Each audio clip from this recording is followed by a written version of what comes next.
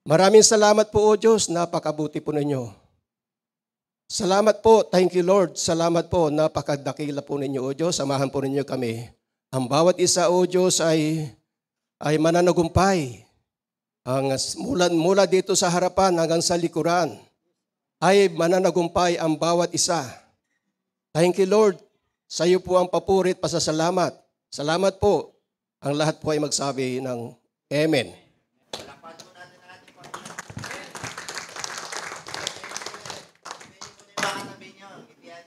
Salamat, kasama kita ngayon.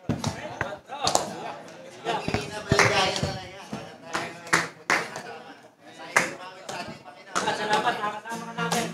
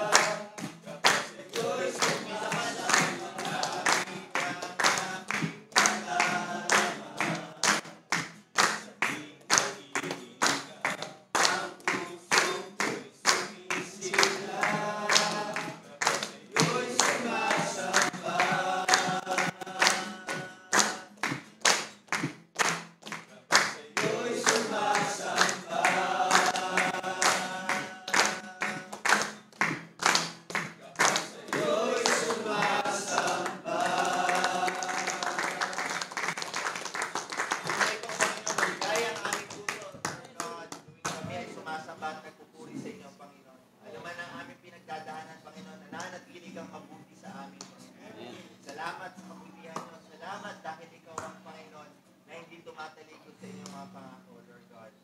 Sa lahat na kami pinagdadaanan, Panginoon, alam namin na kasama namin kayo, kaya kami ay mga mananagumpay, Panginoon. Kaya sa gawain ko, Lord God, ikaw pa rin ang muna, ikaw ang mga parangalan, ikaw ang aming pinasasalamatan. Ang lahat ko'y magsabi ng Amen! Ngayon po ay dadako na po tayo kung paano kumilos ang Panginoong Hesus sa kanilang buhay sa loob ng isang buwan. Alam ko sila'y puro nagtagumpay at ang problema nila ay nalampasan nila. Una ko pong tatawagin, walang iba kundi si Brother Chris. Magandang hapon po sa ating lahat. Bishop, magandang hapon po. Sa ating mga kapatiran, magandang hapon po sa ating lahat. At muli ako'y nagpapasalamat dahil muli tayo nagkatipon-tipon at nagkasama-sama sa araw na ito. Maraming salamat po sa Panginoon. Ang aking pong pagpapasalamat sa Panginoon ay ang buhay ng aking ina na siya ay 76 years old na noong nakaraang linggo nagkaroon ng pagsubok sa kanyang kalusugan dahil siya ay may edad na. Pagbuhat niya, lumagotok po yung likod niya. Tinurukan lang nung pain reliever para maisan yung kirot. Lumakad po kami sa orthopedic. Talagang inadya po ng Panginoon na makarating kami ng maayos kahit kalakasan ng ulan. At yun nga po, yung siya ay ma-admit na, o isinalang na siya sa x-ray. At praise the Lord po kasi yung finding sa x-ray, wala naman pong diferensya sa buto. Diyos po ang papuri. Kasi kahit ano ang mangyari, hindi niya tayo pababayaan. Basta tumawag lamang po tayo sa Kanya. Yun lamang po at to God be the glory. Praise God, hallelujah. At ang last po na papatotoo ay si Brother Joel. Praise God po. Magandang hapon po. Bishop, pinagpalang hapon po sa lahat na po. Ang ipapasalamat ko po sa Panginoon pala ay last week kasi nagkaroon po kami ng reunion ng mga kabats namin sa work. So, sa mga tweet po na nakadalo po tayo doon sa lugar. At bago po tayo magdesisyon, naniniwala ko na bawat Kristiyanong magdidesisyon dapat hinihingi talaga natin sa Lord para laging maparangalan ang kanyang pangalan. So ako po nakadalo sa sa isang hotel na reunion namin. So habang nagiinuman sila, sabi nga ang tao daw pag nakainom 75% daw po totoo yung sinasabi. So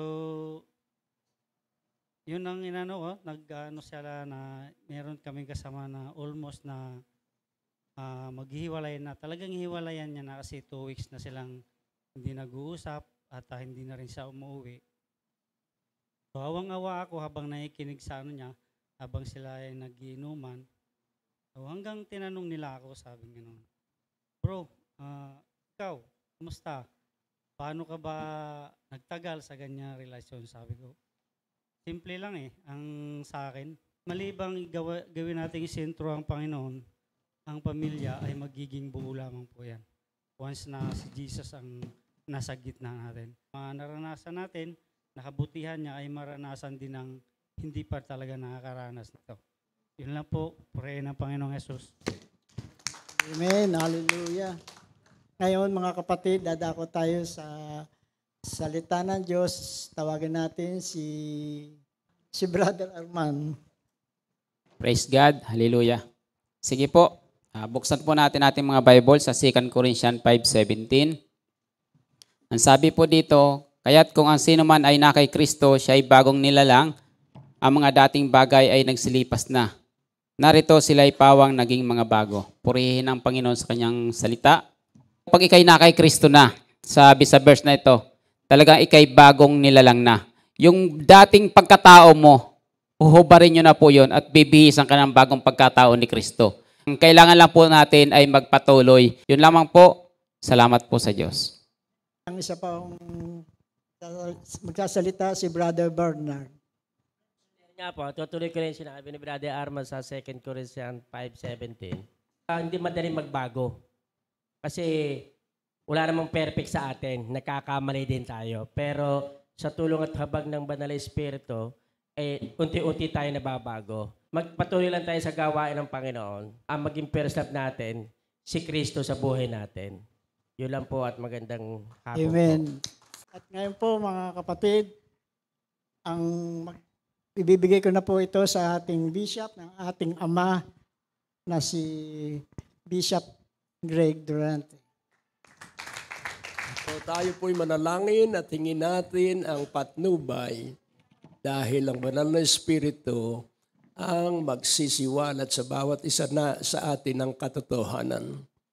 O Diyos, aming Ama, napakadakila mo at kami ay nasa ganitong pagtitipon at laging kami ay mapagpapala. At sa kapangyarihan ng iyong salita, kami ay matututo at titibay. Sa pagkatuto sa katotohanan, kami magiging malaya. Sa iyo ang kalwalatian, Ama, sa pangalan ni Jesus at ang bawat isa ay nagsabi ng Amen. 2 Corinthians 5:17 na ating tinukoy, ang tinutukoy doon ay katwiran. Kailangang nasa katwiran tayo ng Diyos. Si Abraham ay hindi naman matipuno at matapang, pero natanggap niya ang katwiran ng Diyos. He received the righteousness of God simply by believing. Kahit ano ang mangyari, believe. Believe in God. Believe in Jesus. Believe in God and you shall be established. Believe His prophets and you shall prosper.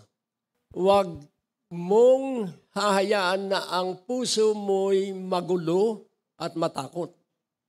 Sino ang may kapasyahan para hindi magulo at hindi matakot? Tayo. Sapagkat nasa atin ang kapayapaan ng Panginoong Hesus Kristo. Laging tandaan po natin, wag kang magugulumihanan at wag kang matatakot.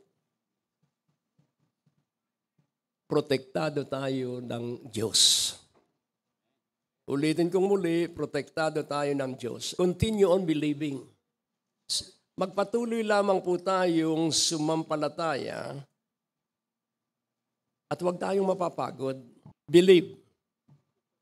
Believe. At huwag kang mag-aalinlangan. Pag sinabi mo, ang bahay ko ay nasa kapayapaan sa pangalan ni Jesus, believe. Yung mga malalaking kasalanang nagawa natin noon, yun ay binayaran na ng Panginoon sa krus. At ang iyong titingnan na ay ang bago mong pagkatao. At yung bagong pagkatao, higit ka pa sa mananagumpay. Amen? Yung bago mong pagkatao, ikaw ay nasa kamay ng Ama at ng Anak at walang sino mang tao na makaaagaw sa iyo at sa akin. At yung bago nating pagkatao, tayo ay nasa pag-ibig ng Diyos at walang demonyong maiihiwalay tayo sa pag-ibig ng Diyos dahil ikaw at ako ay sagrado sa pag-ibig ng Diyos. Pag may tiisin ka, mas malaki yung kaluwalhatian. Pag may tiisin ka, mas malaki yung pagpapalang ating tatanggapin. Amen? Hallelujah! Bakit tayo dumaraan sa pagtitiis? Bakit tayo dumaraan sa mga hindi makahinga? Verse 19. For the earnest expectation of the creature waited for the manifestation of the sons of God. Sapagkat ang mga nasa paligid natin ay naghihintay na makita ang mga anak ng Diyos. Amen? Hallelujah! Habang tayo nabubuhay, yung lahat ng nararamdaman natin, ang ating isip ay huwag ituon sa nararamdaman, ituon natin ito'y sa Diyos. Kahit tayo ay buhay pa sa ating katawan, ating itutuon ng ating isipan ay sa Diyos dahil siya ay may ginagawa. Hindi ang dyablo, siya ay ginagawa. Walang pakialam ang dyablo, nakakasingit lang siya pag tayo nag-alinlangan. Basta sabihin mo sa iyong sarili, Panginoon, napakalaking tiwala mo at dumaraan ako sa ganitong krisis. Hindi ka idaraan ng Diyos kung hindi siya kasama. Lagi siyang nasa unahan. Magtiwala po tayo ng lubusan at gustuhan sa Diyos. Ang pagkatuto mo ay ituro mo na si Jesucristo lamang ang tanging daan ng kaligtasan. Ituro mo na kay Jesucristo anuman ang hingin mo sa Ama ay iyong matatanggap. Amen? At makikita mo pag itinuro mo yon, yung kailangan mo ibibigay sa iyo kahit hindi mo hiningi. Kaya ipagmalaki natin ang Panginoong Jesucristo mula ngayon. Amen? Bago ka nang nilikha, ang katwiran ng Diyos, ikaw ay katwiran ng Diyos. Manalangin tayo, O Diyos aming Ama, dakil at napakabuti. Salamat kay Jesucristo, kami ay katwiran mo at salamat. Ang banal na Espiritu ay kasama namin habang kami may hininga. Sa iyo ang kaluwalhatian, Ama, at kami ay titibay, tatatag, tatapang at magiging malakas ang loob. Sa iyo ang kaluwalhatian, gawain mo ito banal na Espiritu. Sa pangalan ni Jesus, sa lahat ng lugar mababago ang kapaligiran dahil ikaw kasama namin duroon. Sa pangalan ni Jesus, at ang lahat ay sumigaw ng Amen!